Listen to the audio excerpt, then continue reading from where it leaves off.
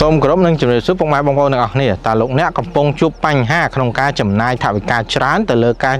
ទិញប្រេងឬសាំងដើម្បីធ្វើការចាក់ទៅលើម៉ាស៊ីនបូមទឹក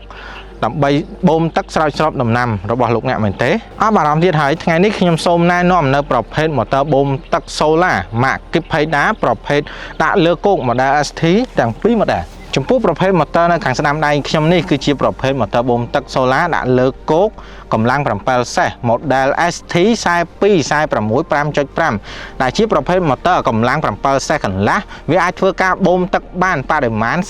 42ម៉ែត្រគីបក្នុង1ម៉ោងជាមួយនឹងកម្ពស់រុញរហូតទៅដល់កម្ពស់46ម៉ែត្រដែលប្រភេទម៉ូទ័រនេះគឺយើងធ្វើការតេស្តសាកល្បងធ្វើការបូមទឹកពីស្រះខាងក្រោយនិងបូមដាក់ទៅចំការឈូកខាងមុខហើយប្រភេទម៉ូទ័រនេះជាប្រភេទម៉ូទ័រប្រើប្រាស់ភ្លើង AC DC hybrid អាចប្រើប្រាស់ទាំងភ្លើង solar ក៏បាននិងភ្លើងរ៉ាត់ក៏បានហើយប្រើប្រាស់ភ្លើងរ៉ាត់ជាប្រភេទភ្លើង380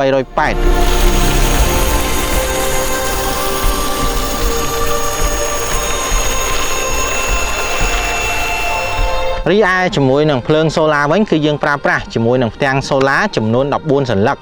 ដែលជាប្រភេទផ្ទាំង solar កម្លាំង600វ៉ាត់កញ្ចក់សងខាងហើយចំពោះទំហំស្យោចេញវិញគឺជាមួយនឹងទំហំស្យោទឹកចូលទឹកចេញ100ដូចគ្នាលក្ខណៈពិសេសរបស់ម៉ូទ័រនេះគឺយើងបានភ្ជាប់មកជាមួយនឹងទូបញ្ជា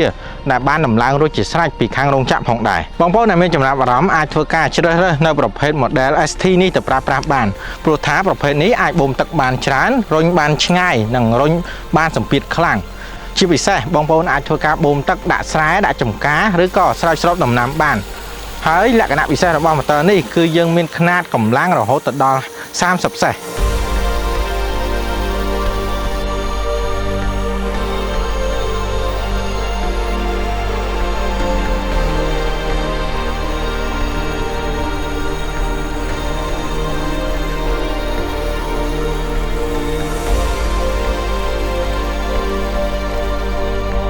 សម្រាប់ប្រភេទម៉ូទ័របូមទឹក Solar ម៉ាក Kipeda យើងក៏មានការធានាបន្ថែមរយៈពេល1ឆ្នាំទៅលើគ្រឿងបន្លាស់និងរយៈពេល3ឆ្នាំទៅលើសេវាកម្មមិនថាប្រភេទម៉ូទ័របូមទឹកទម្លាក់អណ្ដូងឬដាក់លើគោកនោះទេ